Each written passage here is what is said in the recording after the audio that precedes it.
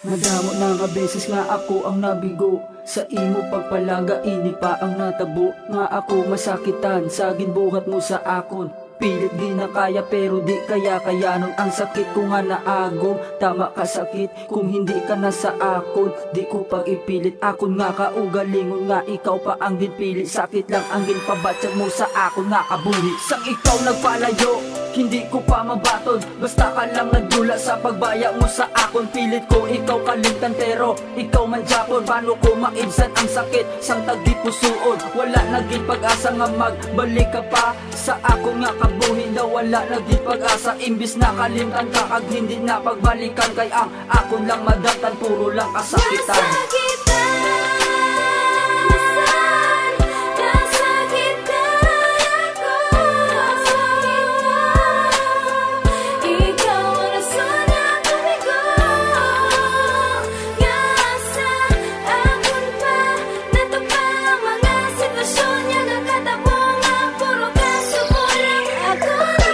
Relasyon ka nga gintugan, paghigog mga ginbuyan. Ako ga isa hanon na wala sang pakantuan. Nga hindi ko na mabalan ano dapat ko himuon. Paano na ako di ko na kaya magpadayon. Daw hindi ko na mahimo nga ako makangirit. Napaagi sa kanta na lang nabatsag nga sakit. Pilit ko nga magyuhong pero dumot lang kagkaakig sa mga nahimo mo. Nadula na akong pagsalig. Apang sa tagipusoon ko gindula tanaka. Kag nagasiling sa pinsar ko kalimtan tanaka. Kalimtan tanaka, dulaon tanaka, dulaon tanaka. Kag hindi na magbalik pa ang dati nga pagpalaga ko sa imo. Tamagid ka grabe, hindi ko katulog sang ikaw. Nadula sa akon kabay pa madula ka na sa akon nga paninsaron.